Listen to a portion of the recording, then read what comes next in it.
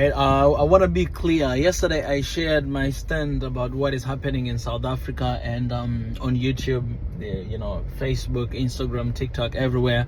And I saw some response from the people, specifically South African as well. Talking about that issue, and I've seen a lot of excuses as well.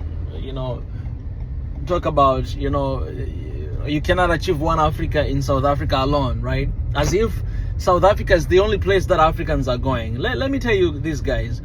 We have Africans all across the continent. I'm in Tanzania right now. We have so many different Africans in Tanzania. The same thing to any other country you go. If you go to Kenya, you'll find the same thing.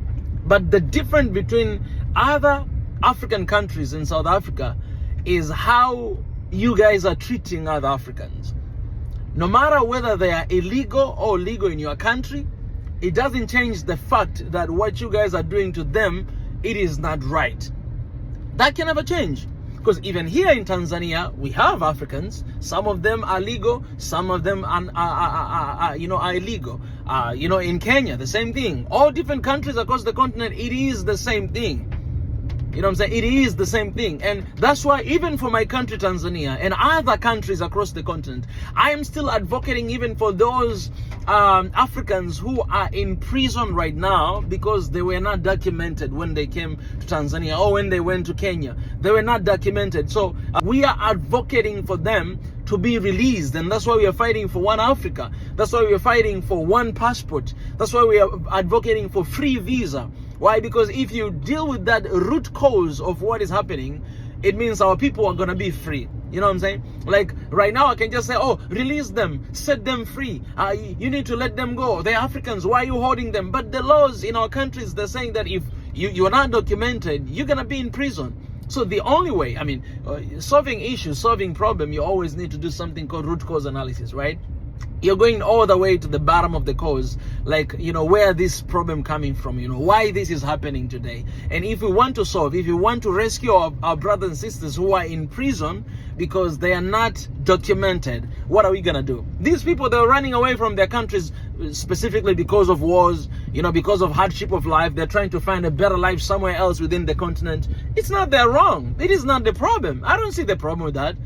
So the only way for me to save our brothers and sisters who are actually held right now in prison across the continent of Africa is to advocating for one Africa. Is to advocating for free visa, because once that is pushed out, it's out there, then these people, they're no longer going to be illegals in our countries, but they will be our fellow Africans. That's how it's going to be.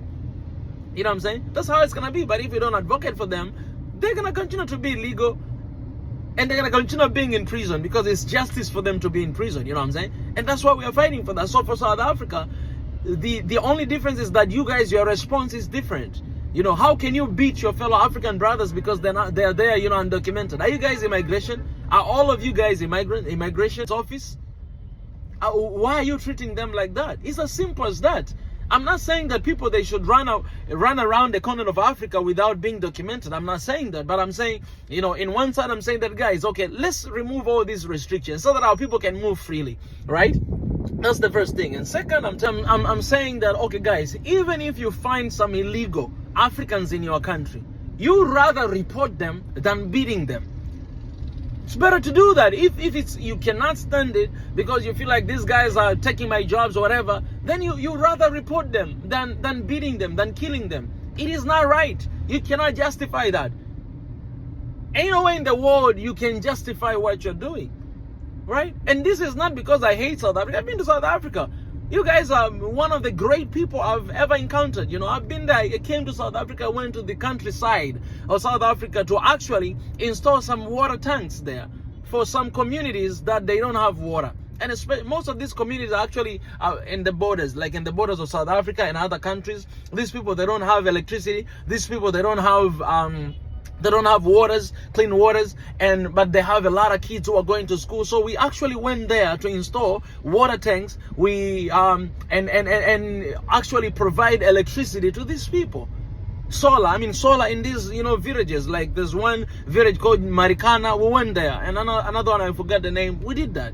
right? So I love South Africa. I love South African. I had a great time, but it cannot stop me from addressing to few individuals who are spoiling the entire image of South Africa by beating the fellow Africans.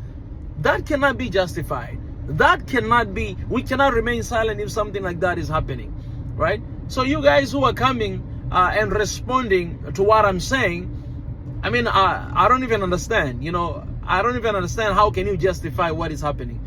How can you say they're illegal, then we have to do that? Are you fighting for one Africa only in South Africa? Man, come on, get the heck out of here, man. Even here in Tanzania, we have Africans from different countries, and in different countries across the continent as well. The only difference is that we're not beating them around.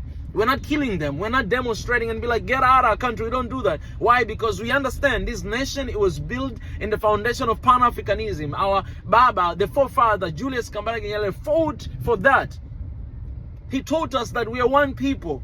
So even when we find them in our countries, we don't go out and start beating them around. We don't do that.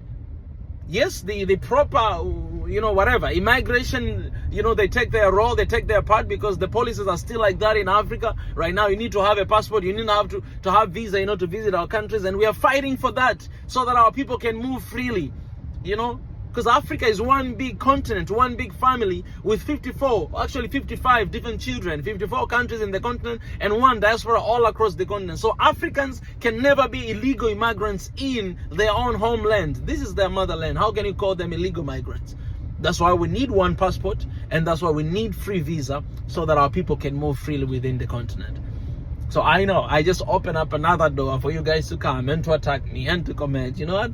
I am prepared. I've never really prepared for. I've never really responded to, you know, things like this before. But this one is deep in my heart. You know, it is what I was born for, and I'm gonna come back here, you know, to respond to some of the comments that you guys are gonna share. All right, One Africa right now.